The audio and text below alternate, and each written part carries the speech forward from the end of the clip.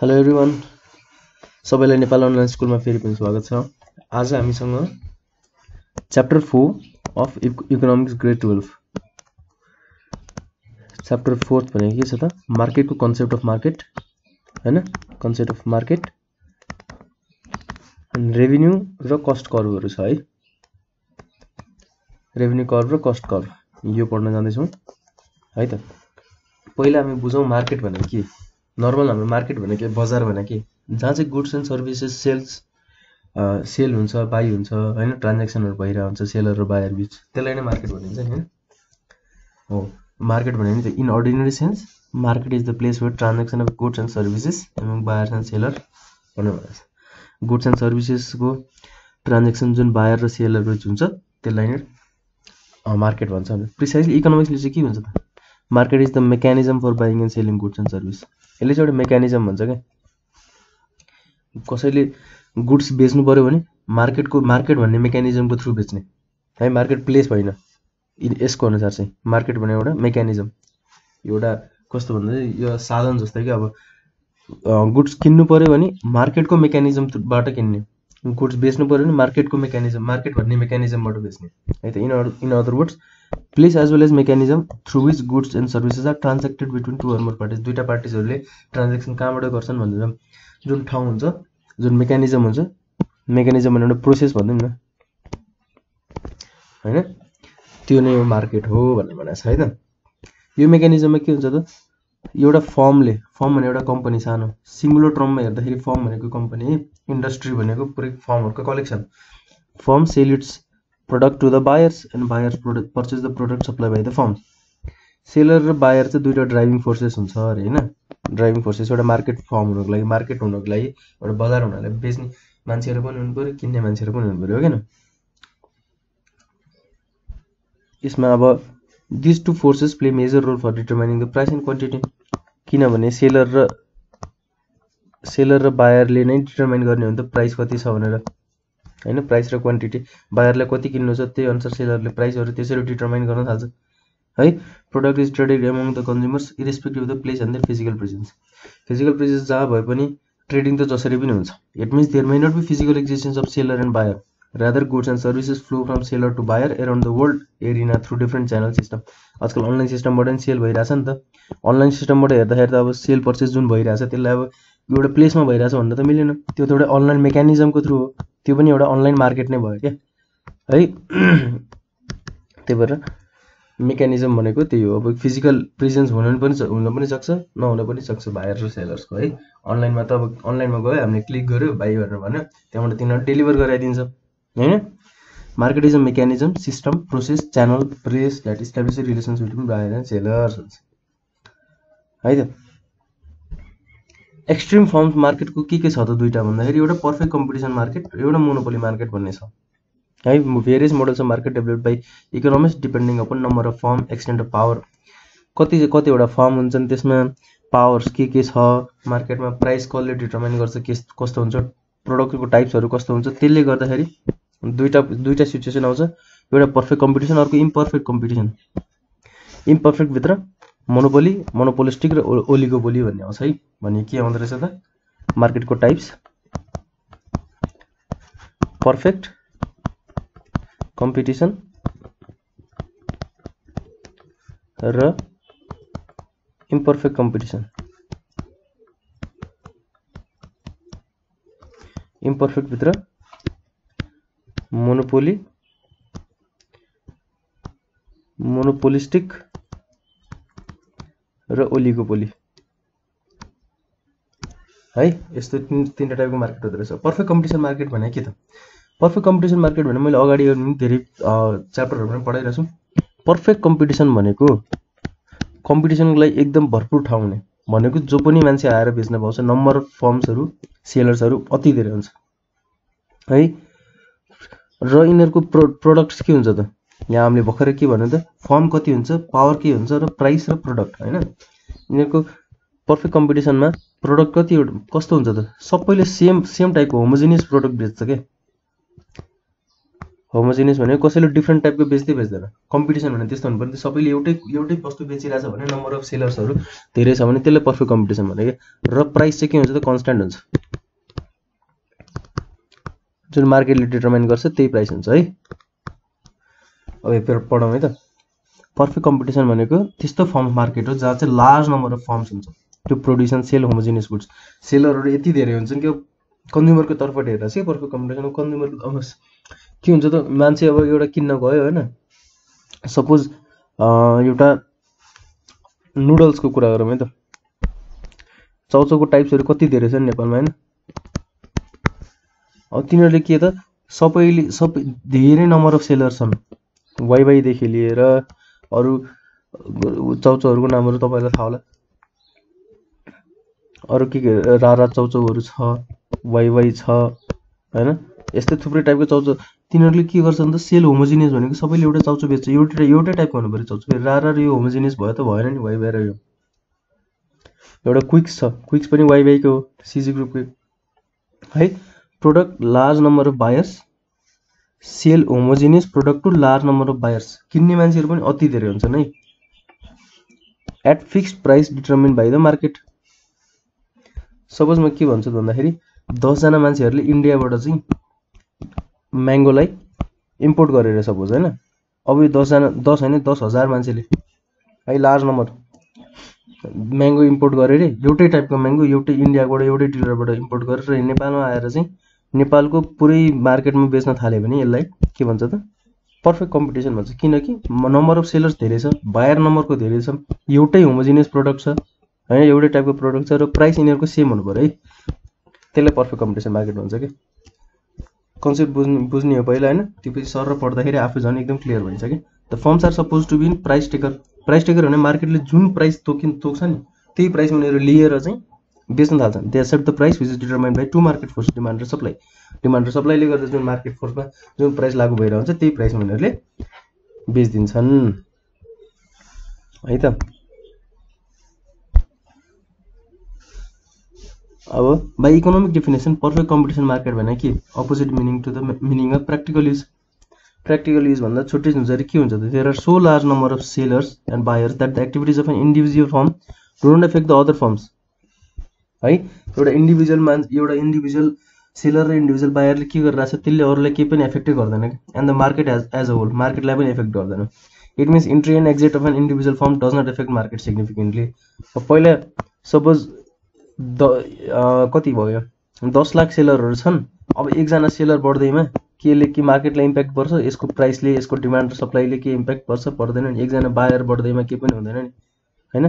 तर इन्ट्री गर्न कसैलाई सेल्स गर्न मन लाग्छ भने सेलरको इन्ट्री गर्न पुरै फ्री छ, बायरहरू पनि आउन पुरै फ्री छ, त्यसलाई पर्फेक्ट कम्पिटिसन मार्केट भन्छ है त। Assumption and features of perfect competition market के फिचर्स हुन्छ, large number of seller buyer, भर्खर भने जस्तै त्यो होमोजिनियस प्रोडक्ट भनेको सिमिलर इन्डिभिजुअल फर्महरूले जुन पनि बेचिरहेछ नि सबै के हुनुपर्छ त आइडेन्टिकल प्रोडक्ट हुनुपर्छ, सेम प्रोडक्ट सिमिलर प्रोडक्ट हुनुपर्छ, अर सर्भिस सेम हुनुपर्छ है। गिभन प्राइसमा तिनीहरूको क्वालिटीको साइज वेट टेस्ट फ्लेभर सबै सेम हुनुपर्छ। फ्री इन्ट्री एन्ड एक्जिट भनेको बायर पनि जति मन लाग्छ त्यति नै इन्ट्री गर्न पाउँछ, जति अब मन लागेन भने त्यहाँबाट एक्जिट पनि गर्न पाउँछ है त, बायरहरू पनि सेलरहरू पनि जसले पनि। There is no barrier for entry and exit of firms in the industry. It means there is freedom of firm for in and out of the industry. Industry भनेको के त, फर्महरूको कलेक्सन, जुनमा मार्केटहरूमा टोटालिटीमा हेर्ने हो भने फर्महरूको कलेक्सन भनौँ न है त। इन्डस्ट्री भनेको कस्तो भन्दाखेरि एउटा सर्भिसको इन्डस्ट्री भनेको सर्भिसहरू के सर्भिस हुन्छन्, धेरै टाइपको सर्भिस हुन्छन् होइन। त्यो सर्भिसहरूको पुरै मार्केटमा जति पनि सर्भिस प्रोभाइडिङ फर्म्सहरू छन् होइन, तिनीहरू फर्म्सहरूको कलेक्सनलाई नै इन्डस्ट्री भन्छ, सर्भिस इन्डस्ट्री। इन्ट्री र एक्जिट चाहिँ टाइम लाग्न सक्छ भनेर चाहिँ फेरि हाउएभर कसरी भने, हाउएभर इन्ट्री एन्ड एक्जिटमा take time if existing firm are getting profit. अहिले जुन पर्फेक्ट कम्पिटिसन मार्केटमा जुन फर्मले पैसा पुरै प्रफिट पैसा छापिरहेछ, पैसा होइन कमाइरहेछ भनेपछि न्यू फर्म इन्टर हुँदाखेरि त्यसले चाहिँ के गर्छ त सुरुमा त लस खानुपर्छ है, किनकि यो पर्फेक्ट कम्पिटिसन त्यो मान्छेको मार्केटलाई हामीले कभर अप गर्नुपर्छ। त्यसरी नै मार्केटिङ गरेर त्यतिको हामीले प्रोडक्ट बेच्न सकेपछि बल्ल हामी तिनीहरूको कम्पिटिसनमा आउँछौँ होइन। नत्र त हामीले सुरुमा त लस खाएर बेच्नुपर्छ, तिनीहरूको प्रफिट भएर हुन्छ। त्यो अब नयाँ जाँदाखेरि सुरुमै अब लस हुन थालेपछि तिनीहरूले के त यो मार्केटमा आएर बेच्न थालेर काम छैन भनेर तिनीहरू एक्जिट गर्छन् क्या मान्छेहरू है। त्यसले यसमा मार्केट पाउन चाहिँ गाह्रै हुन्छ। Profit maximization goal, all the firms have profit maximization goal in the industry. In general profit of the firm depends upon cost condition है। त्यसको कस्ट कति छ, किनकि यसमा त प्राइस त सेम हुन्छ नि त, प्राइस फिक्स्ड हुन्छ। यति नै प्राइसमा अब आफूले जति सक्दो कस्ट कम गरे त्यति नै धेरै प्रॉफिट हुन्छ फर्महरुलाई। गभर्नमेन्टको केही पनि रेगुलेसन हुँदैन अरे। Government does not intervene the market through any means of tariff, subsidies, rationing of the product. यो प्रोडक्ट चाहिँ यति भन्दा बेच्न पाउँदैन है भनेर त्यो एउटा राशनिङ हुँदैन। सब्सिडिजहरु दिएर चाहिँ ल नयाँ एन्ट्री तेरो रहेछ, त चाहिँ अब के तँलाई यति अनुदान दिन्छु, त चाहिँ यसरी सामान बेच भनेर सब्सिडिज दिँदैन। टैरिफ भनेको ट्याक्सहरु के पनि लगाउँदैन टैरिफहरु हैन। Above mentioned assumptions are sufficient for the firms to be a price taker and it is called pure competition market. किनकि यसको प्योर कम्पिटिसन हुन्छ है। This concept is different from perfect competition.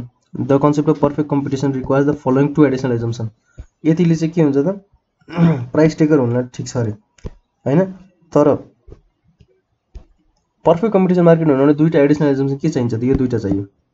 Free mobility of factors of production र perfect knowledge about market. Free mobility of factors of production, factors of प्रोडक्सनको के हुन्छ पर्छ, तिनीहरु मुभेबल हुनु पर्यो वान प्लेसबाट अनदर सम्म, from one firm to another throughout the economy है।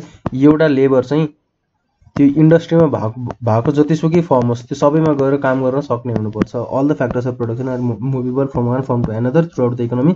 Worker are also movable in the sense that skill is learned easily and no factors are monopolized. कुनै पनि फ्याक्टरलाई चाहिँ मोनोपोली गरेर राख्न पाउँदैन, उनीहरूले आफ्नै बनाएर राख्न पाउँदैन हैन। स्किलहरु के हुन्छ त, एउटा फर्ममा चाहिने स्किल सेट छुट्टै होला, अर्को फर्ममा चाहिने स्किल सेट छुट्टै होला। लेबर गएर अर्को फर्ममा चाहिने स्किल सेट सिक्यो भने उसले त्यहाँ गएर चाहिँ आफ्नो काम गर्न पायो हैन। मोबिलिटी हुनु पर्यो फ्याक्टर्स अफ प्रोडक्सनको। ल्यान्ड, लेबर, क्यापिटल, अर्गनाइजेसन हैन। ल्यान्ड पनि के हुनु पर्यो त, फर्म ए लाई पनि काम लाग्छ भने फर्म बी लाई पनि काम लाग्नु पर्यो हैन। क्यापिटल पनि ट्रान्सफरेबल हुनु। Perfect competition, perfect knowledge about the market. मार्केटमा के हुनु, मार्केटमा कतिको प्राइस चलिरहेछ, कुन क्वालिटीको गुड्सहरु सेल भइरहेछ, गुड्सको क्वालिटी कुन प्राइसमा सेल भइरहेछ हैन। कन्ज्युमरहरुको डिमान्ड के कति छ, त्यो सबै कुरा चाहिँ ध्यान दिनुपर्छ सेलरले। अन्डर पर्फेक्ट कम्पिटिसन बायरले पनि ध्यान दिनुपर्छ। Both sellers and buyers are assumed to have the perfect knowledge about the market. Information is freely available हैन। So the information about the quality, price and future changes are easily predictable. It means there is no uncertainty in the business environment as well. भनेछ है त perfect कम्पिटिसनको यति यो assumption र features. यो फिचर्सहरु चाहिँ एकचोटी सर पढ्न याद गर्नु पनि पर्दैन। पर्फेक्ट कम्पिटिसन भने बुझ्यो भने त large number of buyer seller हुन्छ, होमोजेनियस प्रोडक्ट हुन्छ, free entry exit, profit maximization goal हुन्छ सबैको हैन। प्राइस के हुन्छ, कन्स्टेन्ट हुन्छ, कस्ट कम गर्न खोज्छन् सबैले। गभर्नमेन्ट केही पनि रेगुलेसन हुँदैन, गभर्नमेन्टले केही पनि बीचमा त्यो बीचमा उंगली गर्दैन गभर्नमेन्टले है। तँलाई यति ट्याक्स लाग्छ, तँलाई यतिमा गभर्नमेन्टको सब्सिडी दिन्छु भन्ने केही पनि गर्दैन गभर्नमेन्टले। Free mobility of the resources र perfect competition of the perfect knowledge about the market. अब आयो मोनोपोली। मोनोपोली भने के त, monopoly is the market structure. एउटा मात्रै सेलर र प्रोड्युसर हुन्छ। Selling is product in the market to large number of buyers. Monopoly भने के त, सिंगल सेलर। एउटा मात्रै सेलर भएपछि के भयो त, मार्केट भरि यसले जुन प्राइस तोक्यो त्यही प्राइस नै कन्ज्युमरले किन्नु पर्यो हो हैन। र मेनी बायर्स है। In this market there is no close substitute of the commodity. जुन यसले सामान बेचिरहेछ नि सिंगल सेलरले, त्यसको सब्स्टिट्युट नै छैन, त्यही भएर त एउटा सिंगल सेलर भएर बसिरहेछ। That the seller sell. Since there is only one producer, the producer is called the monopolist. यो मार्केटमा चाहिँ के हुन्छ त, मोनोपोलिस्टले जुन प्राइस राख्यो त्यही प्राइसले उसले कन्ट्रोल पनि हुन्छ मार्केटमा पुरै हैन। आफूले जे गर्न मन लाग्यो त्यही गर्न पाउँछ क्या। अब monopolist has full control over the supply of commodity. कतिको बेच्ने, कसलाई बेच्ने, प्राइस कति सेट गर्ने उसको अनुसार हुन्छ। Therefore is called the price maker. उसले प्राइस बनाउँछ, जुन प्राइस उसले तोक्छ त्यही प्राइसमा अरूले किन्नै पर्छ, नत्र भने अरू सब्स्टिट्युट नै छैन, के गर्ने त। On the other hand buyers are traded as price takers. Buyers have to purchase the product at the price set by the producer. प्रोड्युसरले जुन सेट गरेछ त्यो प्रोड्युसरै सेलर है त। Monopoly market may exist in goods of public utilities like drinking water, supply, electricity, हाम्रो petrol हैन electricity पेट्रोलको अब Nepal oil corporations, Nepal electricity authority है यिनीहरू भनेको के त इलेक्ट्रिसिटी दिने अरु कुनै कम्पनी छैन नेपालमा हैन। अब ओइल तेल दिने पेट्रोल दिने पनि अरु कुनै छैन। यिनीहरूले जुन प्राइस सेट गर्छ त्यसमा किन्नै पर्छ नि बाध्य भएर मान्छेहरूले। पेट्रोलको प्राइस जति बढ्यो पनि के मान्छेले के गर्न सक्ने भनेको हडताल गर्छन् गएर हैन, आन्दोलन गर्छन्, तिनीहरूले त्यो प्राइसमा किन्नै पर्छ। किन्नेले किनिरहेकै हुन्छन् हैन, ब्ल्याकमा बेचिरहेका हुन्छन्, ब्ल्याकमा किनिरहेका हुन्छन्। So there exist only one firm, there is no difference between firm and industry. यसमा एउटै फर्म छ, इन्डस्ट्री भने पनि त्यही हो। अब इलेक्ट्रिसिटी अथोरिटीको अरु कुनै पनि फर्मै छैन, इन्डस्ट्री नै छैन भने एउटै फर्म जे छ त्यो नै इन्डस्ट्री भयो।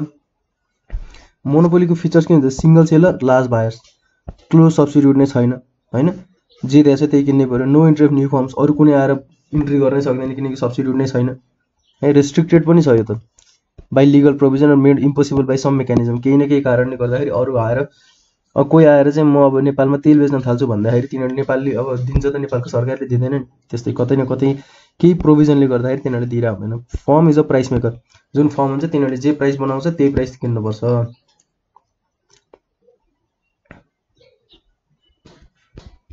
No difference between firm and industry भनेको एउटै त सेलर हुन्छ, फर्म भने पनि त्यही हो, इन्डस्ट्री भने पनि त्यही हो।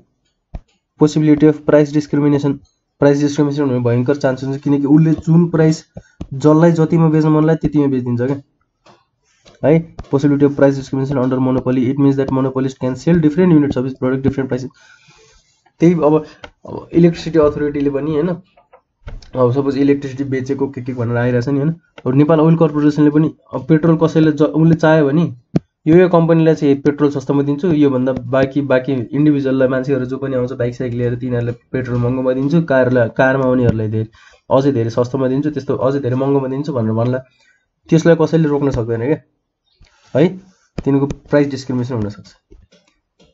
अब इम्परफेक्ट भित्र मोनोपोलिस्टिक एन्ड ओलिगोपोली भन्ने कम्पिटिसन, ओलिगोपोली भन्ने मार्केट छ। अघि मैले यहाँ इम्परफेक्ट कम्पिटिसन भित्र मोनोपोली भनेको थियो, मोनोपोली इम्परफेक्ट भित्र आउँदैन, यो छुट्टै आउँछ। पर्फेक्ट कम्पिटिसन एउटा, मोनोपोली एउटा, त्यसपछि इम्परफेक्ट भित्र चाहिँ मोनोपोलिस्टिक र ओलिगोपोली आउँछ है त। मोनोपोलिस्टिक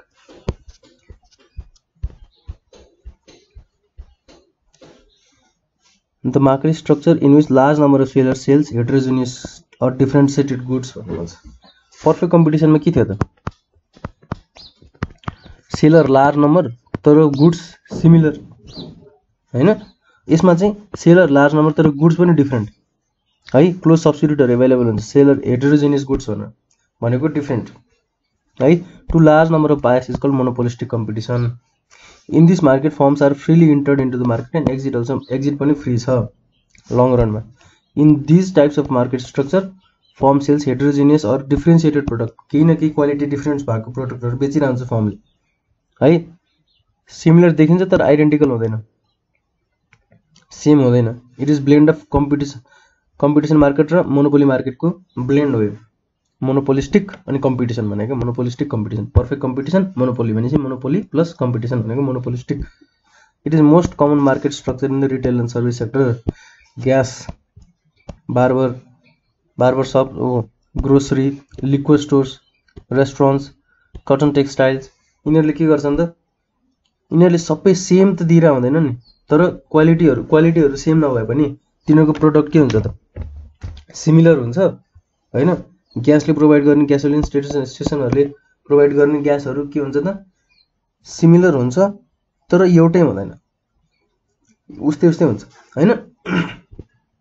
बार्बर शपले दिने सर्भिसेसहरु, रेस्टुरेन्टले दिने खानाहरु सबै मोनोपोलिस्टिक कम्पिटिसन भित्र आउँछ है त। Concept of monopolistic competition introduced by Chamberlain and John Robinson independently in that situation only when two extreme situations of perfect competition and monopoly were considered as two mutually exclusive alternatives. यसले के भन्न खोजेको भन्दाखेरि पहिला त्यो जमानामा के थियो त? एक्सट्रिम सिचुएसन जुन पर्फेक्ट कम्पिटिसन र मोनोपोली थियो नि हैन। कि त पर्फेक्ट कम्पिटिसन हुन्छ कि मोनोपोली हुन्छ भनेर म्युचुअली एक्सक्लुसिभ भनेपछि दुईटै सँगै हुन सक्दैन भनेको के चाहिँ? कि त पर्फेक्टली कम्पिटिसन हुन्छ भने मोनोपोली हुन सक्दैन, मोनोपोली हुन्छ भने पर्फेक्ट कम्पिटिसन हुन सक्दैन। फर्दरमोर इकोनोमिक्सले चाहिँ के असन्तुष्टि भइरहेको थियो भन्दाखेरि using the perfect competition as the analytical model of business behaviour, business analysis गर्नको लागि पर्फेक्ट कम्पिटिसन युज गर्दाखेरि तिनीहरूलाई के भयो त कहीँ न कहीँ कमी कमजोरी लागिरहेको थियो। त्यही भएर तिनीहरूले एउटा इम्पर्फेक्ट कम्पिटिसन स्टार्ट गर्यो। इम्पर्फेक्टभित्र चाहिँ इम्पर्फेक्ट, अब यो एउटा पर्फेक्ट कम्पिटिसन एउटा मोनोपोली छ होइन, यसको बिचमा पर्नेलाई चाहिँ इम्पर्फेक्ट कम्पिटिसन भन्छ कि, falls between perfect competition and pure monopoly है। So the monopolistic market have some features of perfect competition, some features of monopoly. यसमा कुनै यसको फिचर छ, कुनै यसको फिचर छ है। It is similar to perfect competition market but there are large number of buyers and sellers and there is free entry and exit है। But and because अब यसमा पर्फेक्ट कम्पिटिसनमा भए जस्तै मोनोपोलिस्टिकमा के हुन्छ त, मोनोपोलिस्टिक यो मोनोपोलिस्टिकमा के हुन्छ त, large number of buyer and sellers होइन, फ्री इन्ट्री एन्ड एक्जिट हुन्छ, तर गुड्स चाहिँ हेटेरोजेनियस हुन्छ। Again it is similar to monopoly because market has power to determine price of own product due to product differentiation.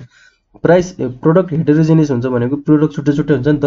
अब फर्मले के गर्छ त, मैले त यो ए र बी फर्म छ होइन, ए ले एउटा छुट्टै प्रोडक्ट, बीले एउटा छुट्टै प्रोडक्ट गरिरहेछ भने, छुट्टै तर सिमिलर देखिने खालको प्रोडक्ट बेचिरहेछ भने ए ले कति प्राइस तोकेछ त्यति नै बीले तोक्नुपर्छ भन्ने छैन नि त, किनकि डिफ्रेन्स छ प्राइस, प्रोडक्ट डिफ्रेन्सिएसन छ त्यसमा। त्यही भएर मोनोपोलीले आफ्नै दबदबा जमाएर चाहिँ प्राइस जति तोक्छ त्यति किन्नु पर्दैन। यसमा नि आफ्नो गुड्स छुट्टै छ, त्यही भएर यिनीहरूले आफ्नो प्राइस आफै तोक्न पाउँछ है। Determine own price for their own product due to product differentiation. Monopolistic भित्र के हुन्छ, प्रोडक्ट डिफ्रेन्सिएसन हुन्छ भनेको close but imperfect substitutes. Substitutes त हो तर पर्फेक्ट सब्स्टिट्युट भन्ने कुरा रियल इकोनोमीमा हुँदैन, त्यही भएर imperfect substitute. This goods perform the same basic function but have differences in qualities. Type अलिक छुट्टै छ, style, quality, reputation, appearance, location सबै छुट्टै छुट्टै छ है, तर बेसिक फङ्सन यिनीहरूले गर्ने चाहिँ दुइटैले एउटै हो फेरि है। ग्यासमा हिमाल gas, Nepal gas, HP gas जुन किने काम त के खाना पकाउने हो नि, तर त्यसमा केही न केही स्टाइल, टाइप, नामले फरक, रेपुटेसनले फरक छ, क्वालिटी फरक छ होइन। Large number of buyers and sellers त हुन्छ, यो त सिम्पल पर्फेक्ट कम्पिटिसनको फिचर्स आयो। इन्डिपेन्डेन्ट डिसिजन मेकिङ भनेको मोनोपोलीको फिचर्स आयो। उसले आफ्नो प्रोडक्टलाई जति प्राइस राख्न मन लाग्छ राख्छ है। This firm gives no consideration to what effect is decision may have on the competitors. मेरो कम्पिटिटरलाई चाहिँ मेरो प्राइसले गर्दाखेरि, मैले राखेको प्राइसले, मैले राखेको क्वालिटीहरूले गर्दा मेरो कम्पिटिटर्सलाई केही इफेक्ट पर्छ कि पर्दैन भन्ने केही पनि सोच्दैन, कि प्रब्लमै हुँदैन त्यसले। Any strategy of the firm has such a negligible effect. Negligible effect भनेको नाको बराबर effect on the overall market demand at the firm can act without fear of high competition. High competition हुँदैन भन्ने सोचेर नै आरामले काम गर्न पाउँछ मोनोपोलिस्टिकमा है।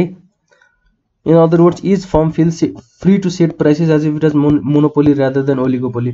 मोनोपोलीमा के हुन्छ त, आफै प्राइस सेट गर्न पाउँछ नि त, त्यसरी नै यहाँ पनि हेटेरोजेनियस प्रोडक्ट हुने भएकोले आफ्नो प्रोडक्टको लागि आफ्नै प्राइस सेट गर्न पाउँछ। मार्केट पावर कोसँग हुन्छ त, मोनोपोलिस्टिक कम्पिटिसन मार्केटको लगभग आफैसँग मार्केट पावर हुन्छ, मतलब आफ्नो फर्मको कन्ट्रोल आफैसँग हुन्छ।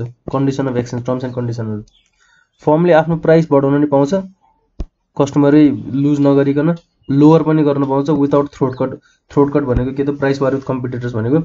प्राइस वार भनेको कस्तो हुन्छ भन्दाखेरि ए र बी छ होइन, एले चाहिँ अब कुन भन्ने एउटा एले क्याडबरी डेरी मिल्क बेच्छ, बीले किटक्याट बेच्छ, सपोज चक्लेटहरूको भयो नि होइन। थ्रोट कट भनेको कस्तो भन्दाखेरि अब सपोज क्याडबरी डेरी मिल्क यिनीहरू चाहिँ अलिकति सब्स्टिट्युटहरू भन्न अलिकति नभने भएर एउटा स्प्राइट र ड्यू लिएँ मैले होइन। स्प्राइटको अहिले प्राइस सपोज 25 रुपियाँ छ, ड्यूको नि 25 रुपियाँ छ। थ्रोट कट र प्राइस वार भनेको कस्तो, अब प्राइस वार भनेको अब यसले चाहिँ स्प्राइटले चाहिँ आफ्नो कन्ज्युमर्स बढाउनलाई सपोज 23 रुपियाँमा घटाइदिए यसलाई भनेपछि यसको 25 रुपियाँ छ। अब के हुन्छ, सबै यताको मान्छेहरू यता लिन थाल्छन् होइन, ड्यूको मान्छेहरू स्प्राइट खान थाल्छन्। तर प्राइस वारमा के हुन्छ त, अब ड्यूले पनि आफ्नो कन्ज्युमर त रिटेन गर्नु पऱ्यो, त्यही भएर यिनीहरूले प्राइस फेरि के गर्छ त, घटाउँछ। 23 होइन 22 गर्छ, स्प्राइटको पनि आओस् न मान्छे, त्यो पछि यसले फेरि घटाउन थाल्छ, 21, 20 त्यस्तो गर्दा गर्दै घटाउन थाल्छ। प्राइस वार कहिले पनि भयो भने त्यसले फाइदा चाहिँ यो सेलरहरूलाई कहिले फाइदा गर्दैन, त्यसले फाइदा कसले गर्छ त, कन्ज्युमर्सले फाइदा गर्छ है। उसले त जता सस्तो पाइन्छ त्यतै, यो क्वालिटीमा त केही डिग्रेड भएको छैन है। त्यही भएर प्राइस वार भनेको त्यो सिचुएसन हो।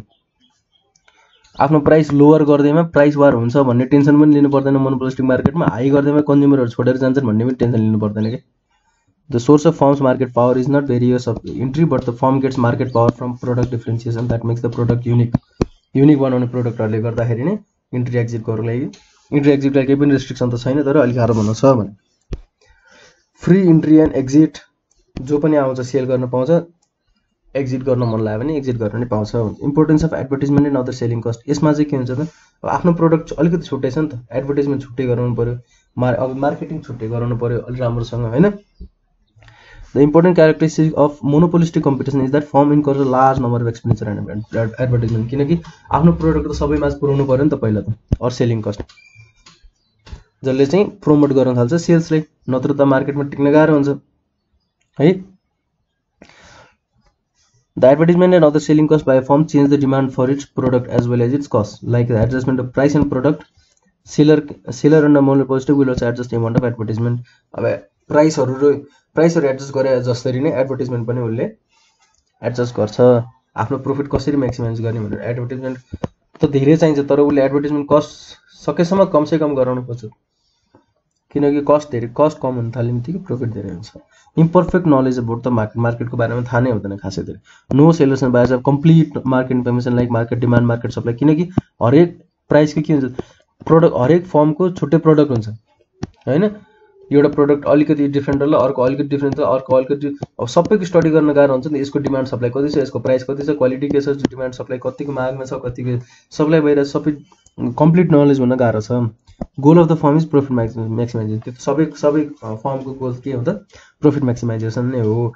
The sole objective of all the firms of monopolistic competition market is to maximise profit है। Other objectives of firm are not entertaining such market, सबैले के त प्रॉफिट नै बढाउने भनेर चाहिँ मोनोपोलिस्टिक मार्केटमा आउँछन्। अब हामीसँग अब एउटा लास्ट टाइप अफ मार्केट छ, त्यो भनेको ओलिगोपोली मार्केट।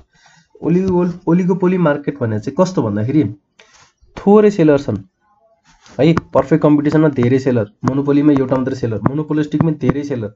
अब फेरि ओलिगोपोलीमा के आयो त थोरै seller, less seller, selling homogeneous. Homogeneous त हाम्रो कहाँ थियो त, यहाँ थियो नि होमोजिनियस। अब थोरै सेलर पनि होमोजिनियसको एउटा प्रोडक्ट आयो, एउटा फिचर आयो। और डिफरेन्शिएटेड प्रोडक्ट यो पनि आउन सक्छ, टु फ्यू बायर्स, थोरै बायरलाई बेच्छ यसले, लेस बायरलाई। However economics do not specify what number of seller, कति नम्बरको सेलर, कतिजना बायर हुन्छ भने स्पेसिफाई गर्दैन, तर थोरै सेलर हुन्छ रिलेटिभली र थोरै बायर हुन्छ, तर गुड्स चाहिँ होमोजिनियस हुन नि सक्छ, हेटेरोजिनियस हुन नि सक्छ, प्रोडक्ट डिफरेन्शिएटेड पनि हुन सक्छ है। Oligopoly market is a form of imperfect market and most of the market in the world are monopolistic market. Duopoly is the type of oligopoly in which only two firms exist. अब lace form भनेको oligopoly को type हो duopoly. Monopoly भने एउटा मात्र, mono भने एउटा single हैन, डुओपोली भने दुईटा सेलर है। If oligopoly firm sells homogeneous product, it is called pure and homogeneous oligopoly. यसले होमोजिनियस भनेको पर्फेक्ट कम्पिटिसन जसरी नै सबैले सेम प्रोडक्ट बेच्न थाल्यो भने के भन्छ त्यसलाई प्योर ओलिगोपोली भन्छ है। तर डिफरेन्शिएटेड प्रोडक्ट बेच्न थाल्यो भने इट इज कल्ड डिफरेन्शिएटेड और हेटेरोजिनियस oligopoly. While there are many firms selling a homogeneous product under perfect competition मा चाहिँ धेरै सेलर हुन्छ हैन होमोजेनियस प्रोडक्ट बेच्ने। अनि many firm selling differentiated product in monopolistic market, मोनोपोलिस्टिकमा धेरै नै फर्म हुन्छन् फेरि हैन, तिनीहरुले के हुन्छ त डिफरेन्शिएटेड प्रोडक्ट बेचिरहेका हुन्छन्। And only a single firm selling product with no good substitute. मोनोपोलीमा के हुन्छ त सिंगल फर्म मात्र हुन्छ जसले चाहिँ आफ्नो प्रोडक्ट सेल गरेर हुन्छ। Under oligopoly there are few sellers of homogeneous or differentiated product भनेको सेम कुरालाई रिपिट गरिरहेको छ। Because there are only a few firm selling homogeneous or differentiated product, oligopoly मार्केटमा के भन्छ त action of each firm affects the other firms भनेको एउटा सेलर सपोज एउटा कुरा चाहिँ सपोज आइफोनको सेलर नेपालमा जम्मा चारजना छन्, चारवटा फर्म छ अरे आइफोनको सेलर हैन, ए बी सी डी है। अब आइफोन त एकदम के भन्छ लग्जरियस गुड्स भित्र पर्छ हैन। अब आफ्नो क्लासहरु देखाउनको लागि भने नि क्वालिटी त आइफोन फिचर्सहरु त्यति धेरै नभए पनि है, फिचर्सहरु चाहिँ खास स्यामसङहरुको धेरै होला, वन प्लस को धेरै होला हैन, तर आफ्नो के त रन्स अन मेन्टेन गर्नको लागि आफ्नो देखावटीपनको लागि मात्रै भयो भने पनि आइफोन किन्ने मान्छेहरू आइफोन युज गर्ने मान्छेहरू फेरि आइफोन नै किनिरहन्छ हैन। अब यसमा यो चारजनाले जुन प्राइस सेट गरिरहेको हुन्छ नि है, एउटाले मात्र प्राइस घटबड गरिदियो भने के हुन्छ त? यो तीनटालाई इफेक्ट पर्छ पर्दैन? यिनीहरूको सेल्स पर्छ नि हो। त्यही भएर decision of one form influence the decision of other form. यिनीहरू पनि बाध्य हुन्छन् अब घटाउनै पर्यो नि त यो प्राइसमा। So oligopoly require strategic thinking. आफ्नो स्ट्राटेजी बनाउनुपर्छ पहिले, प्राइस कति के गर्ने हैन। Unlike perfect competition, monopoly and monopolistic. मोनोपोलिस्टिकमा त आफू गएर मोनोपोली र मोनोपोलिस्टिकमा आफू गएर जतिमा प्राइस बेच्न मन लाग्यो बेच्न पाइन्छ। पर्फेक्ट कम्पिटिसनमा जुन सेट गरेको छ त्यही सेट गर्ने, त्यही प्राइस बेच्नै पर्छ। आफ्नो स्ट्राटेजी केही गर्नै पाइँदैन। ओलिगोपोली मार्केटमा के हुन्छ त कन्फ्लिक्ट हुन्छ, कोअपरेसन र सेल्फ इन्ट्रेस्ट है। आफ्नो मात्रै इन्ट्रेस्ट खोज्नु, आफ्नो मात्रै इन्ट्रेस्ट हेर्न थाल्छन् सबैले। आफ्नो इन्ट्रेस्ट भनेको आफूलाई फाइदा हुने कुरातिर हेर्न थाल्छन् हैन। को चारवटा यो थोरै सेलर्स हुन्छन्, थोरै बायर हुन्छन्। थोरै सेलर बिच के भयो त अब कन्फ्लिक्ट पनि हुन थाल्छ, कोअपरेसन राम्रो नहोला है। Depending on such behaviour firm the oligopoly market is divided into two types रे। यो कोअपरेसन र सेल्फ इन्ट्रेस्टको तरिकाले हेर्दाखेरि दुईटा टाइप, कोलिजिभ र नन कोलिजिभ भन्ने हो त। कोलिजिभ भनेको एउटा एग्रिमेन्ट बनाउँछ, सबैजना एउटा कलेक्टिभ फर्ममा चाहिँ बेच्छन्। नन कोलिजिभ भनेको इन्डिपेन्डेन्टली डिसिजन लिन्छन् बिजनेसको है। सिम्पल टर्ममा यो धेरै बुझ्नु पर्दैन यिनीहरू। सिम्पल अब यत्रो धेरै क्वेसनमा कस्तो आउन सक्छ भन्दाखेरि सर्ट क्वेसनमा आउँछ डिफाइन ओलिगोपोली मार्केट भनेर आउँछ हैन। ओलिगोपोली मार्केटको टाइप्सहरू के कति छ, कुन बेसिसमा टाइप्सहरू छ भनेर यत्रो लङ क्वेसनमा सोध्दैन, किनकि यो टपिकमा धेरै इम्पोर्टेन्ट टपिकहरू छ पछाडि आउने। Total revenue curve, total cost curve, average revenue curve हैन, यो सबै यिनीहरू धेरै इम्पोर्टेन्ट टपिक्सहरू छन् पछाडि है। कोलिजिभ भनेको त सबैजना मिलेर सेम डिसिजन लिन्छन् एग्रिमेन्टमा फर्म गरेर। नन कोलिजिभ भनेको एग्रिमेन्ट हुँदैन, इन्डिपेन्डेन्टली डिसिजन लिन्छन्, यति मात्रै है। यो अब सर एकचोटि पढ्न चाहिँ पढिदिन्छ है त। Collusive firm develop some of the agreement among themselves within the market for promotion of common interest, maximising profit. आफूले प्रफिट बढाउनको लागि, अनसर्टेनिटी रिड्युस गर्नको लागि, प्राइस वार भनेको मैले भने प्राइस घट्दै जान्छ त्यस्तो, त्यो रिड्युस गर्नको लागि। And other throat cut competition. Throat cut भनेको आफू चाहिँ निस्केर जाने हो कि कसैले आएर चाहिँ मलाई मार्केटबाटै हटाइदिन्छ कि भन्ने, त्यो कम्पिटिसन हटाउने। Such agreement may be formal पनि हुनसक्छ, इन्फर्मल पनि हुनसक्छ, but both are illegal in many countries. Competition promotion rules and regulation restricts competition act भन्ने हुन्छ, नेपालमा पनि छ होला। And if some firm are found practising such agreement they are legally punishable भनेको छ। कोलिजिभ गर्न चाहिँ पाइँदैन है त लिगल्ली चाहिँ।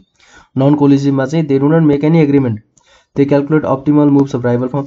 चारजना मध्ये तीनजनाले के गरिरहेको छ त्यो हेरेर अर्कोले डिसिजन लिन्छ स्ट्राटेजी बनाउँदै है। आफ्नो स्ट्राटेजी चाहिँ मार्केटमा कसरी लागू गर्ने भनेर। On the basis of leadership of price oligopoly can be divided into two types. फेरि अर्को पार्सियल र फुल ओलिगोपोली। पार्सियल भनेको के त, जुन चाहिँ इन्फ्लुएन्सियल फर्म छ नि एबिसिडीमा, त्यसको प्राइसले के हुन्छ, त्यसले प्राइस डिटरमाइन गर्छ, त्यो प्राइस लिडर हुन्छ। अरूले जुन प्राइस सेट, त्यो लिडरले जुन प्राइस सेट गरेको छ त्यही प्राइसमा बेच्न सक्छन्। फुल ओलिगोपोली भनेको without presence of influential firm, leader नै हुँदैन। In this the price leader is conspicuous by its absence है त। बेस्ड अन प्रोडक्टको बेसिसमा ओलिगोपोली दुईवटा हुन्छ, पर्फेक्ट र इम्पर्फेक्ट। सेम होमोजिनियस प्रोडक्ट बेच्यो भने पर्फेक्ट ओलिगोपोली, डिफ्रेन्सिएटेड बेच्यो भने इम्पर्फेक्ट ओलिगोपोली है त। इन्ट्री अफ फर्म र एक्जिट अफ फर्मको लागि, एक्जिट अफ फर्मले गर्दाखेरि क्लोज ओलिगोपोली र ओपन ओलिगोपोली। यो चारजना मात्रै छन्, अब योभन्दा बढी मान्छे आउँदैन है भन्यो भने क्लोज भयो है। यो चारजना छन्, त्यही नै अरू अब यसो दुई चारजना थपौँ न भन्ने छ भने ओपन छ है। कन्सेप्ट यति हो। क्यारेक्टरिस्टिक्स के छ त, अब अघि मैले डिस्क्राइब गरेर चाहिँ सबै यहीँ लेखेको हुन्छ। फ्यु नम्बर अफ सेलर हुन्छ, इन्टरडिपेन्डेन्सी अफ डिसिजन मेकिङ। एबिसिडी छ भनेपछि यसले के डिसिजन ल्याछ त्यसकै डिसिजनको बेसिसमा उसले डिसिजन लिन्छ, त्यसकै डिसिजनको बेसिसमा उसले डिसिजन लिन्छ, किनकि अब इफेक्ट गर्छ नि त एकअर्कालाई। त्यही भएर इन्टरडिपेन्डेन्स हुन्छ। Importance of advertising and selling cost. Importance के हुन्छ त, चारजना मात्रै छ, कसैले गएर ए को मात्र सामान किनिरहेछ भने त बीले अलि एडभर्टाइज गरेर मेरो पनि गुड्स यस्तै छ भनेर पुरै एडभर्टाइजमेन्ट गर्नु पर्यो नि त। Direct effect of interdependence of oligopoly is that the various firms have to employ various aggressive and defensive marketing weapons. कहिले डिफेन्सिभ र एग्रेसिभ भनेको एले पुरै बेचिरहेछ भनेपछि डिफेन्सिभ भनेको आफूले डिफेन्ड गर्ने, मेरो नराम्रो छैन, यसको नराम्रो छ भनेर नभन्ने, एग्रेसिभ हो त्यो हैन। के भन्ने त, त्यसको भन्दा मेरो राम्रो छ हैन। Therefore, there is a great importance of advertisement in selling cost and condition of market situation characterized by oligopoly. Barriers to entry, entry को लागि barriers छ, तिनीहरूले चाहे भने इन्ट्री गर्न सक्छ, चाहेन भने इन्ट्री गर्न सक्दैन, किनकि यो चारजनाले बेचिरहेछ भनेपछि अरू मान्छे नआउनुको केही त कारण होला नि। अब मान्छेहरू आउनको लागि के त एउटा पहिला त मार्केटको नलेज चाहियो, कन्ज्युमर्सहरू के कस्ता छन्, र यिनीहरूले अलि डिफ्रेन्ट टाइपको गुड्स बेचिरहेको हुन्छन् भनेको अलि हाई क्लास गुड्सहरू, त्यसमा इन्भेस्टमेन्ट धेरै लाग्छ कि यहाँ आएर बेच्नको लागि, सेलर हुनको लागि huge investment required to match the production capacity of existing one. यिनीहरू चारजनाले मात्रै बनाइरहनुको कारण त केही होला नि त, होइन। भनेको अरू यो लेभलसम्म नपुगेसम्म गाह्रो हुन्छ, र त्यो लेभलसम्म पुग्न नै गाह्रो छ। इकोनोमिज अफ स्केल भनेको कस्ट, जति धेरै लार्ज प्रोडक्सन भयो त्यति कस्टको फाइदा हुन्छ है। And absolute cost advantage include enjoyed by the existing फर्महरूले जुन इकोनोमिज अफ स्केलको फाइदा लिइरहेको हुन्छन्। स्ट्रङ कन्ज्युमर लोयल्टी, किनकि अब कन्ज्युमरहरू पनि के हुन्छ त एबिसिडीबाट मात्रै लिइरहेछन्, या कोही त एबाट मात्रै लिने, कोही बीबाट मात्रै लिने, कोही सीबाट मात्रै डी मात्रै लिने, ई एउटा एक्स्ट्रा आइदियो भने के गर्ने त, त्यतातिर जान त मान्छेहरू लोयल हुन्छन् होइन। मैले एबाट लिइरहेको छु, अब कहाँ एउटा ई नयाँ आयो भन्दामा मैले छोड्दिनँ नि। लोयल्टीले कन्ज्युमर्सहरू धेरै लोयल हुन्छ, आफूले पहिलेदेखि सेटिस्फाइड भइरहेछन् भने त्यही फर्ममा गएर किन्छन् है। Resistance by the establish form, यिनीहरूले पनि के गर्छन् त रेजिस्टेन्स जसरी हुन्छ कस्तो स्ट्राटेजी बनाउँछ त, यी नयाँ आयो भने यसलाई कसरी मार्केटबाट बाहिर निकाल्ने भन्ने स्ट्राटेजी हुन्छ। However new entrants that can cross the barriers can enter the industry, अब यो सबै ब्यारियर्सहरू क्रस गर्न सक्यो भने त्यो पनि इन्डस्ट्रीमा इन्ट्री गर्न सक्छ। इन्टरमिडिएट प्राइस एन्ड आउटपुट भनेको एनदर इम्पोर्टेन्ट फिचर्स, दो कन्ट्रोभर्सियल छ अरे, यो चाहिँ क्रिटिसिजम हुनसक्छ। ओलिगोपोली मार्केट के छ भन्दाखेरि indeterminate of price and output भनेको characteristic of fewness and interdependence of oligopoly firm is derivation of the demand curve and demand curve र सप्लाई कर्भको डेरिभेसन निकाल्न चाहिँ गाह्रो हुन्छ अरे है। थोरै मात्र मान्छे हुन्छन्, र अर्को इन्टरडिपेन्डेन्ट हुन्छ, किनकि एसँग डिपेन्डेन्ट हुन्छ बीको प्राइस र डिमान्डहरू होइन। बीको प्राइसमा डिपेन्ड गर्छ ए को डिमान्ड सप्लाई, त्यसले फरक पार्छ कि। Therefore price and output are said to be indeterminate, determinate गर्न सकिँदैन। Price and output said to be determinate under collusive भनेको सबैजना मिलेर गर्यो भने है, एग्रिमेन्ट गरेर गर्यो। But collusion may last long or it may break down. An opposite view is that price under oligopoly is sticky, that is if price is once determined it tends to stabilise, भनेको एकचोटि जुन price set गर्यो त्यही price चलिरहन्छ अरे ओलिगोपोलीमा चाहिँ है त। ल अब हामीसँग नेक्स्ट टपिक छ यो derivation of AR MR and TR curve. Very important topic है यो, अलिकति याद गर्नुपर्छ। याद गर्नु भन्दा नि राम्रोसँग बुझ्नुपर्छ। कन्सेप्ट लेखिदिन्छु म यहाँ। पहिला टिआर भने के, एमआर भने के, एआर भने के। हामीले टिपी एपी एमपी पढ्यौँ नि हैन। Total product, average product, marginal product, same concept. Total revenue भने के, टोटल रेभिन्यू भनेको total receipt of a firm by sale of its product.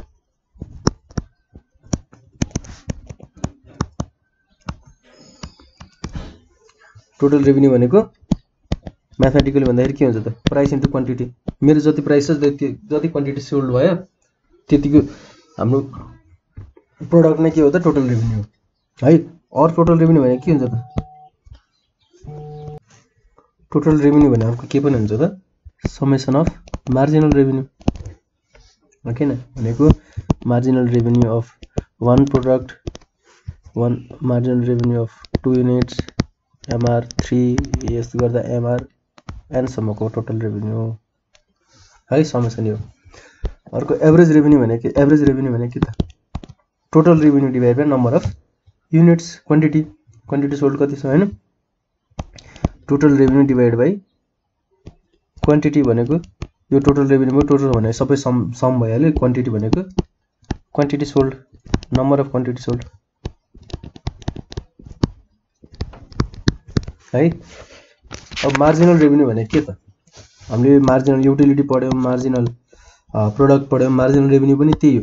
Marginal utility भने के त, एउटा एडिसनल युनिट कन्ज्युम गर्दाखेरि कति एक्स्ट्रा सेटिस्फ्याक्सन पाउँछु मैले, कति एक्स्ट्रा युटिलिटी पाउँछु मैले हैन। मार्जिनल प्रोडक्ट भनेको एउटा एडिसनल फ्याक्टर छ प्रोडक्सन इनपुट बढाउँदाखेरि कतिले मेरो प्रोडक्सन बढ्छ हैन। मार्जिनल रेभिन्यू भनेपछि एउटा एडिसनल क्वान्टिटी सेल गर्दाखेरि कतिले मेरो रेभिन्यू बढिरहेको हुन्छ, त्यो नै मार्जिनल रेभिन्यू हो है त। मार्जिनल रेभिन्यू भनेको change in total revenue due to केले गर्दा त change in quantity sold by 1 unit. 1 unit बढाउँदाखेरि 1 युनिटले क्वान्टिटी सेल बढाउँदाखेरि मेरो टोटल रेभिन्यूमा कति चेन्ज आउँछ त। मार्जिनल रेभिन्यू भनेको change in total revenue by change in quantity sold. और मार्जिनल रेभिन्यू भने के पनि हुन्छ त, total revenue of n units minus total revenue of n minus 1 units है। अब सपोज मैले marginal revenue first unit sell गरेँ, सेकेन्ड युनिट सेल गरेँ। अब यो यतिखेर सेकेन्ड युनिट सेल गर्दा मेरो मार्जिनल रेभिन्यू निकाल्नु पर्यो भने total revenue of second unit minus total revenue of second minus 1 भनेको कति, फर्स्ट युनिट्स हैन। TR2 माइनस TR1 भनेको मार्जिनल रेभिन्यू हो। टोटल भनेको के भयो त, टोटल रेभिन्यूमा चेन्ज आएको त नि हैन, त्यही हो। ल अब डेरिभेसन कसरी गर्ने त यसको है त। Derivation of AR, MR and TR curve under perfect competition। Perfect कम्पिटिसनमा कसरी डिराइभ गर्ने त नि यसलाई। पर्फेक्ट कम्पिटिसन भने के त, अघि हामीले भन्यो नि, large number of sellers, large number of buyers हैन, अनि प्राइस सेम हुन्छ, होमोजिनियस युनिट्स अफ प्रोडक्ट हुन्छ है। अब यसमा के हुन्छ त, राइभलरी पनि खासै हुँदैन हैन। पर्फेक्ट कम्पिटिसन त हुन्छ किनकि सब्स्टिट्युट गुड्सहरू एभाइलेबल हुन्छ, होमोजिनियस एउटै टाइपको छ नि त। यो सब्स्टिट्युट गुड्स भन्दा एउटै टाइपको गुड्स दुई तीन हजार लाखौं करोडौं सेलरहरूले बेचिरहेको हुन्छ, त्यही भएर पर्फेक्ट कम्पिटिसन भनेको है त। पर्फेक्ट कम्पिटिसनको अगाडि भर्खर मैले त्यस्तो राम्रोसँग डेफिनेसनहरू पढाइसकेको छु। नर्मल बुझ्दाखेरि चाहिँ लार्ज नम्बर अफ सेलर हुन्छ, लार्ज नम्बर अफ बायर हुन्छ, प्राइस कन्स्ट्यान्ट हुन्छ, होमोजिनियस युनिट्स हुन्छ, इन्ट्री र एक्जिट पनि ब्यारियर्स हुँदैन, इन्ट्री र एक्जिटमा रेस्ट्रिक्सन केही पनि हुँदैन, र यिनीहरू प्राइस टेकर हुन्छ। डिमान्ड र सप्लाईले जुन प्राइस डिटर्मिन गर्छन् मार्केटको डिमान्ड र सप्लाईले हो, त्यही प्राइस यिनीहरूले लिन्छन् र त्यही प्राइसमा बेच्न सक्छन् है त। अब यसको एउटा सेड्युल बनाउँ है त, सेड्युलबाट चाहिँ हामीले डेरिभेसन गर्न सकिन्छ है त। Suppose number of unit sold, quantity unit sold चाहिँ 0 युनिट थियो र त्यसको प्राइस 10 रुपैयाँ थियो। टोटल रेभिन्यू कति हो त, quantity into price equals to total revenue, price into quantity, 0 into 10 0 भयो है। एभरेज रेभिन्यू र मार्जिनल रेभिन्यू। एभरेज रेभिन्यू भने के, total revenue divide by quantity, 0/0 something divide by 0, यसलाई केही पनि नराखौँ है त, 0 हुँदैन। मार्जिनल रेभिन्यू भने के त, change in total revenue, total रेभिन्यूमा चेन्ज आएको due to change in quantity. Quantity पहिला कति थियो, 0 थियो, यो 0 हुनुभन्दा अगाडि केही क्वान्टिटी नै थिएन हैन, क्वान्टिटीमा चेन्ज कति आयो त, कतिले पनि चेन्ज आएन। टोटल रेभिन्यूमा 0 र 0 डिभाइड बाई 0 नै भयो यसमा पनि हैन। और total revenue of 0 units minus total revenue of -1 units कति हुन्छ, त्यो केही पनि हुँदैन, मार्जिनल रेभिन्यू नै छैन। सुरुमा 0 युनिट सोल्ड हुँदा मार्जिनल रेभिन्यू के भन्छ। अब सोल्ड त्यसले 1 युनिट एक्स्ट्रा सेल गर्यो, प्राइस त के हुन्छ त, कन्स्ट्यान्ट हुन्छ भनेको थिएँ नि मैले। टोटल रेभिन्यू कति भयो त, प्राइस इन्टु क्वान्टिटी 10 भयो। Average revenue total revenue divide by quantity हैन, 10/1 10। Marginal revenue change in total revenue कति छ त, 10, सबै 10 10 10 भयो है। फेरि सेकेन्ड युनिटमा पुग्यो, प्राइस त 10 नै हुन्छ। अब 2 इन्टु 10 कति भयो त मेरो total revenue, 2 into 10 20। Average revenue कति भयो त, total revenue divided by quantity, 20 divide by 2 भनेको फेरि 10 भयो। मार्जिनल रेभिन्यू भनेको चेन्ज इन टोटल रेभिन्यू, यो 1 युनिटले बढ्दाखेरि यो कतिले बढ्यो त, 10 ले बढ्यो नि, मार्जिनल रेभिन्यू पनि 10 नै भयो है त। अब यो 3 मा पुग्यो सपोज, फेरि प्राइस त 10 नै हुन्छ, यो 30 भयो 3 × 10, यो 30 डिभाइड बाइ 3 भनेको फेरि 10 भयो। मार्जिनल रेभिन्यू के भयो त 1 युनिट यो बढाउँदाखेरि कतिले बढ्यो, यो 10 ले नै बढ्यो। 4 युनिट्समा पनि प्राइस 10 नै हुन्छ, यो 40 भयो, यो फेरि 10 हुन्छ, यो पनि 10 नै हुन्छ। 5 युनिटमा पनि 10 हुन्छ, यो 50 हुन्छ, यो 10 नै हुन्छ, 10 नै हुन्छ। भनेपछि के भयो त मार्जिनल रेभिन्यू र एभरेज रेभिन्यू सेम भयो नि यसमा पर्फेक्ट कम्पिटिसनमा। के भयो त मार्जिनल रेभिन्यू भनेको के छ त पर्फेक्ट कम्पिटिसनमा मार्जिनल रेभिन्यू र एभरेज रेभिन्यू बराबर भयो जहाँ पनि हैन। यो केसँग बराबर छ त प्राइससँग बराबर छ नि, इक्वल्स टु प्राइस है त। अब यसको हामीले गिवन टेबलमा के भन्छ त हामीले डिस्क्रिप्सन दिँदा इन द गिवन टेबल है टीआर इज इन्क्रिजिङ कसरी बढिरहेछ त कन्स्ट्यान्ट रेटमा, यहाँ पनि 10 ले बढाए, यहाँ पनि 10 ले 10 ले 10 ले 10 ले है कन्स्ट्यान्ट रेटमा कसरी बढिरहेछ त किनकि प्राइस कन्स्ट्यान्ट छ। प्राइस कन्स्ट्यान्ट भएको हुनाले टोटल रेभिन्यू कन्स्ट्यान्ट रेटमा बढिरहेछ है। प्राइस कन्स्ट्यान्ट छ त्यही भएर टोटल रेभिन्यू चाहिँ एक युनिटले क्वान्टिटी बढाउँदै जाँदा टोटल रेभिन्यू इन्क्रिजिङ रेटमा कन्स्ट्यान्ट रेटमा बढिरहेछ, increasing rate minus sorry constant रेटमा बढिरहेछ।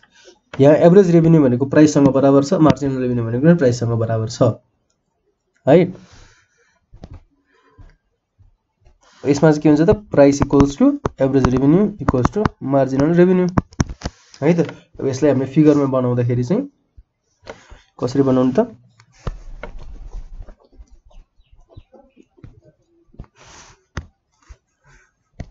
शेप लिने यो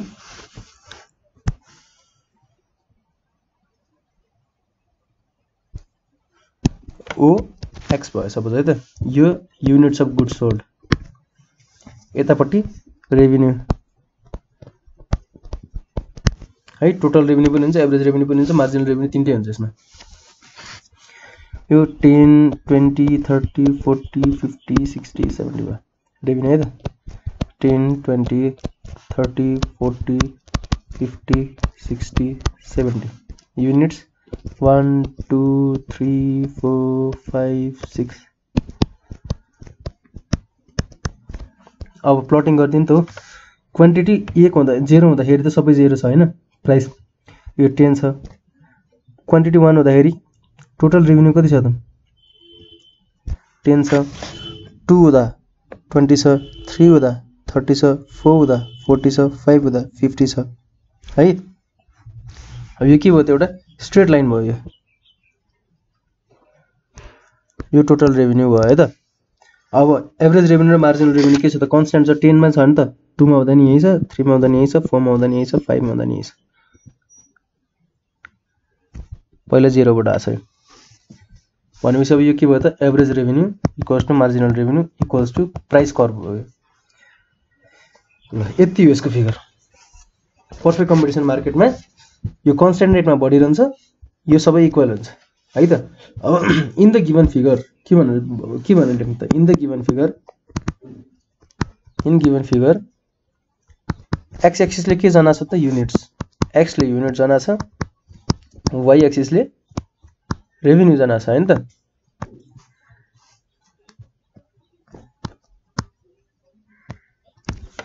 revenue price constantly price constant हुन्छ नि पर्फेक्ट कम्पिटिसनमा, प्राइस इज कन्स्ट्यान्ट है। अनि एआर पनि कन्स्ट्यान्ट छ, एमआर पनि कन्स्ट्यान्ट छ यसमा। So AR equals to MR equals to price भयो यसमा, यसको यो डिस्क्रिप्सन भयो हैन। अब यो रिजनले गर्दाखेरि चाहिँ ड्यू टु दिस टीआर भनेको total revenue is increases at constant rate.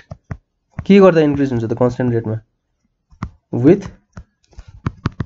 Increase in units बढाउँदै जाँदा कन्स्ट्यान्ट रेटमा बढिरहन्छ है। र TR curve is upward sloping, TR curve is upward sloping.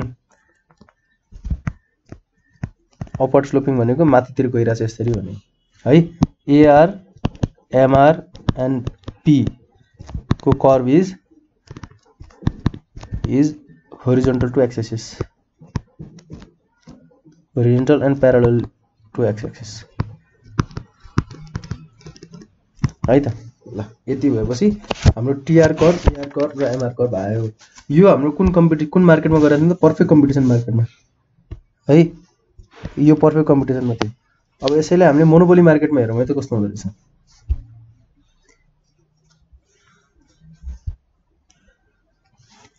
Be derivation of AR, MR and TR under monopoly market। मोनोपोलीमा के हुन्छ त सिंगल सेलर हुन्छ है, सर्ट डिस्क्रिप्सन हेर्दाखेरि सिंगल सेलर प्राइस मेकर हुन्छ। यो आफूलाई जुन प्राइसमा नि बेच्न मन लाग्यो त्यही प्राइसमा बेच्दिन्छ र इन्ट्री एक्जिट पनि केही पनि गर्न पाउँदैन हैन त। अरु के हुन्छ त क्लोज सब्स्टिट्युट नै छैन त्यो गुड्सको, नो क्लोज सब्स्टिट्युट। त्यही भएर त यो एक्लै राज गरेर बसिरहेछ मार्केटमा है। अब यसमा पनि एउटा के गरौँ त, हामीले चाहिँ एउटा शेड्युल बनाऊँ है त। Suppose units price total revenue भने के त price into quantity, average revenue र मार्जिनल रेभेन्यू।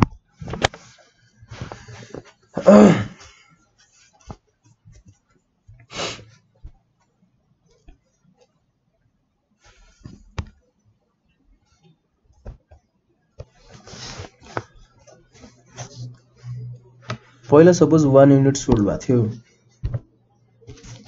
त्यसको प्राइस मैले 8 रुपीज राखेको थिएँ भनेपछि टोटल रेभेन्यू के भयो, प्राइस इन्टु क्वान्टिटी 8 भयो, एभरेज रेभेन्यू 8 डिभाइड बाइ 1 8 भयो, मार्जिनल रेभेन्यू 8 माइनस 0 पहिलाको हैन।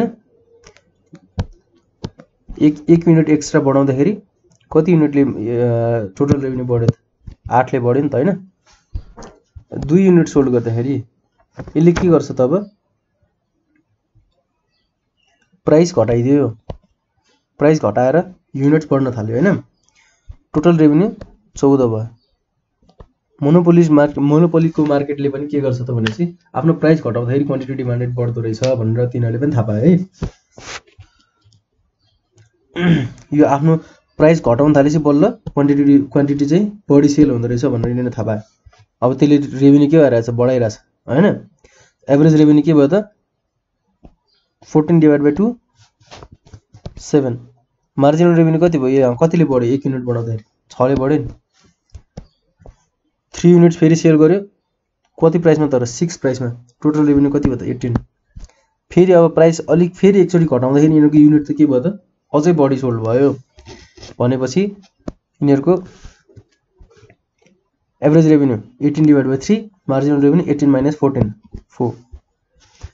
4 युनिट सेल गर्दाखेरि 5 रुपैयाँको प्राइसले यसले 20 रुपैयाँ सेल गर्यो, 20 टोटल रेभेन्यू सेल भयो। Average revenue 5, marginal revenue 20 minus 8 20 minus 18 2 है।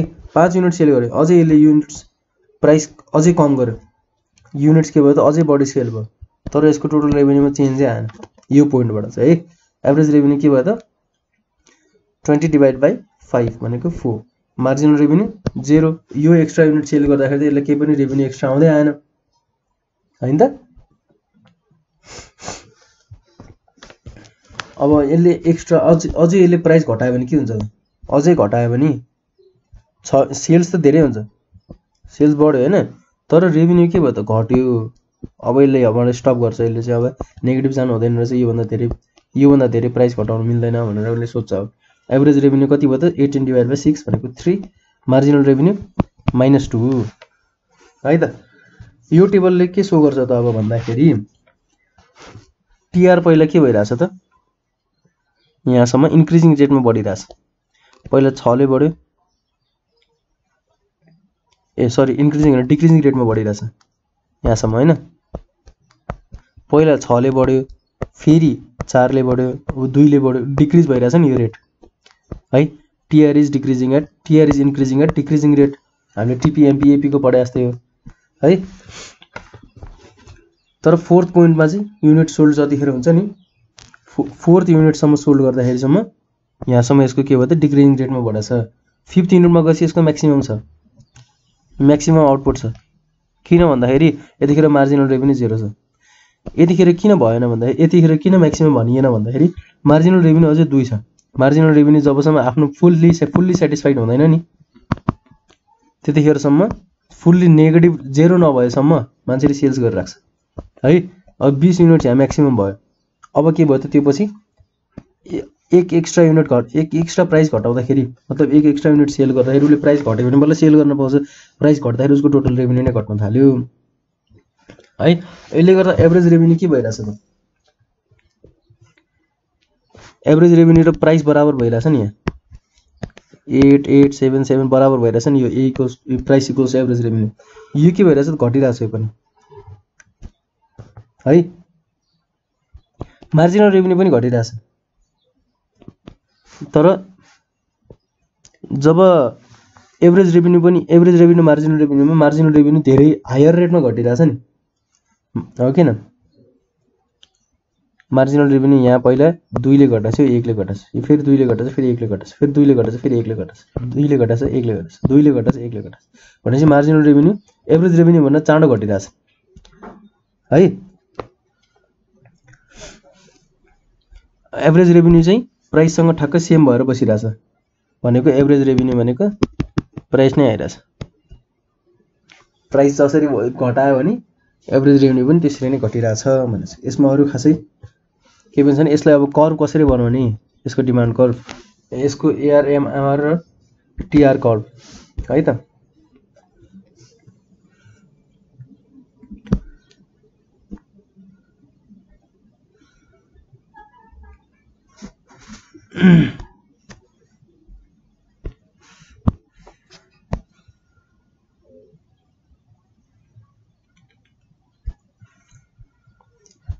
यो ओएक्स भयो सबै है त। यो भाइ यसले युनिटलाई जनाउँछ,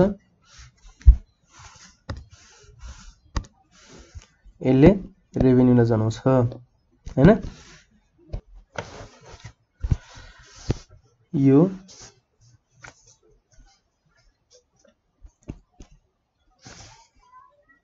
केसम्म राखौँ भन्दाखेरि 1 2 3 4 5 6 7 8 20 भनेपछि 5 10 15 20 यसमा थोरै हुन्छ।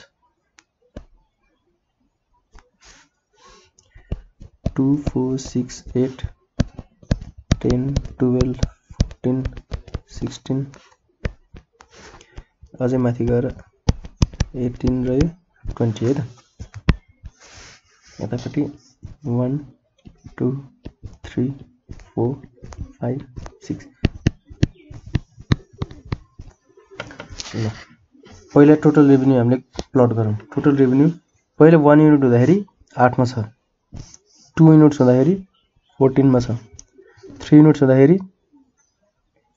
18 मा छ, 4 युनिट्समा 20 मा गयो, 5 युनिटमा फेरि 20 मा गयो र 6 युनिटमा 18 मा घट्यो भनेपछि टोटल रेभेन्यूको कर्भ यस्तो हुँदो रहेछ। ठ्याक्कै हामीले टोटल प्रोडक्टको कर्भ जस्तै है। पहिला डिक्रिजिङ रेटमा बढिरहेछ, यहाँ पुगेपछि म्याक्सिमम भएको छ र त्यो पछि घट्न थालेछ। यो टोटल रेभेन्यू। अब एभरेज रेभेन्यू 1 हुँदाखेरि 8 छ, 2 हुँदा 7 छ, 3 हुँदा 6 छ, 4 हुँदा 5 छ, 5 हुँदा 4 छ, 6 हुँदा 3 छ है त। एभरेज रेभेन्यू यो पनि यो average revenue equals to price है। तर मोनोपोली मार्केटमा के हुन्छ त average revenue equals to price भने जुन यो एभरेज रेभेन्यू कर्भ हुन्छ नि यो डिमान्ड कर्भ पनि यही हो क्या। डिमान्ड कर्भ यो डाउनवर्ड स्लोपिङ छ हैन, डाउन स्लोपिङ र प्राइस बढ्दै जाँदाखेरि क्वान्टिटी प्राइस बढ्दै जाँदा डिमान्ड घट्दै गएको छ हैन। प्राइस जब 8 बाट 7 गर्दै गइरहेछ नि डिमान्ड पनि त्यो अनुसार घट्दै गइरहेछ। क्वान्टिटी डिमान्डेड प्राइस घट्दै जाँदा डिमान्ड पनि बढिरहेछ है युनिट्सको। क्वान्टिटी धेरै सोल्ड भइरहेछ।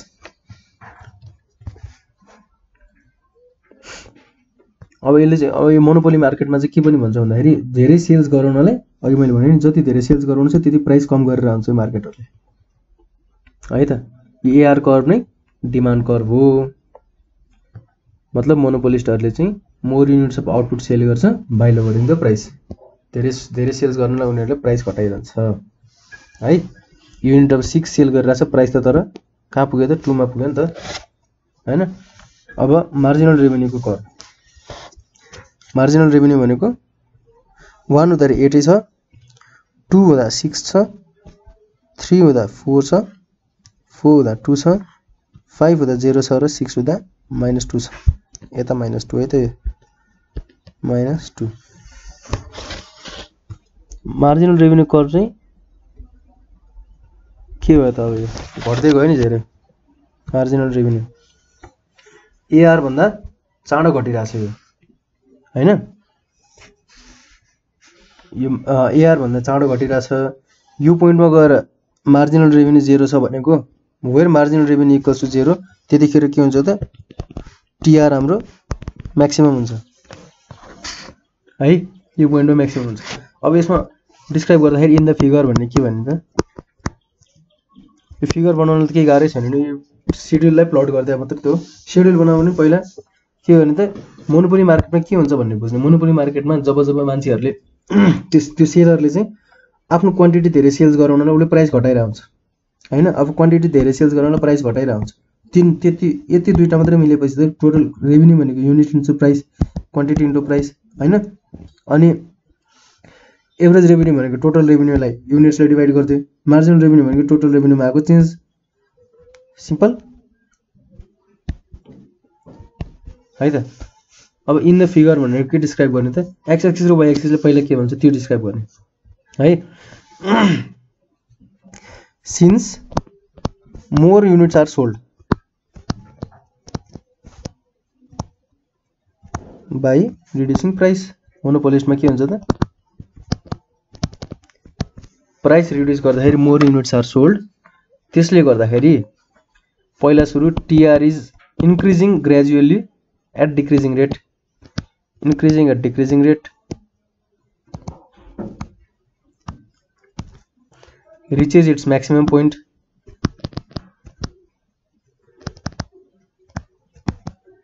है। टीआर पहिला कतिले बढ्यो यहाँ पहिला यहाँ 6 ले बढ्यो, त्यसपछि 4 ले बढ्यो, 2 ले बढ्यो, 0 ले बढ्यो, डिक्रिजिङ रेटमा बढ्यो हैन। त्यसपछि त घट्न थाल्यो। This is maximum point and then starts to finally starts to decline. Finally starts to decline। यसमा अर्को एमआर र एआर के त एउटै पोइन्टबाट यिनीहरु डिक्लाइन हुन थाल्यो नि हैन। Both MR and AR decrease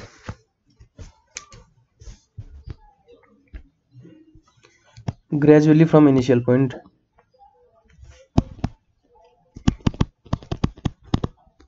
initial पोइन्टबाट पनि डिक्रिज भइरहेछ। Initial point this is shown by AR and MR curves है। एमआर चाहिँ एउटा पोइन्टमा चाहिँ when TR is maximum when MR is 0 MR 0 हुँदाखेरि TR is maximum. After that MR starts to become negative. MR is negative. यो पनि law of diminishing marginal utility जस्तै धेरै कन्ज्युम गर्दै जाँदाखेरि त्यसको सेटिस्फ्याक्सन कम हुँदै जान्छ, कुनै पोइन्टमा गएर नेगेटिभ हुन्छ। यसमा पनि जति धेरै सेल्स गर्दै जान्छ प्राइस घटाउँदै जाँदाखेरि प्राइस घटाएछ क्वान्टिटी बढिरहेछ भनेर सेल्स गर्दा एउटा पोइन्टमा गएपछि के हुन्छ त प्राइस उसले घटाउँछ तर क्वान्टिटी त्यही अनुसारले बढ्दैन। क्वान्टिटी त्यही अनुसार नबढेपछि उसको मार्जिनल रेभेन्यू नेगेटिभ हुन थाल्छ है।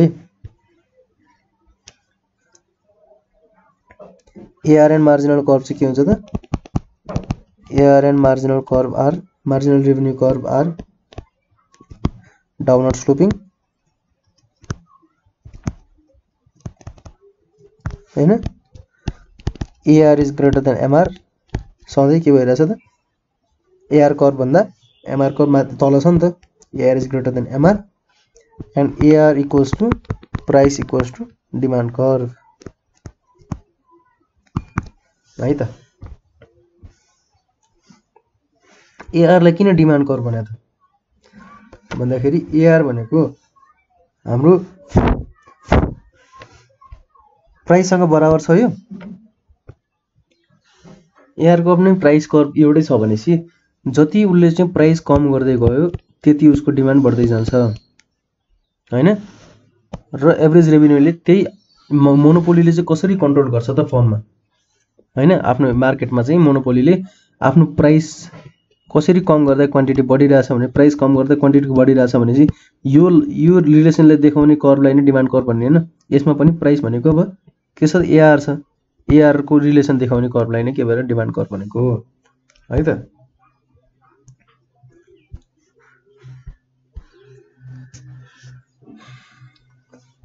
ल आजलाई यति गरौँ। नेक्स्ट टपिकमा हामी कस्टको बारेमा पढ्न थालिन्छ है त। कन्सेप्ट अफ कस्ट अनि टाइप्सहरु पढेर त्यसको चाहिँ कस्ट पनि डिफरेन्ट मार्केट अनुसार पढ्नुपर्छ हामीले है त। रिलेसनहरु पढिन्छ कस्ट कर्भको बारेमा, AMC, average marginal cost, average variable cost, total cost, fixed cost सबै पढिन्छ है त। ल, have a good day everyone.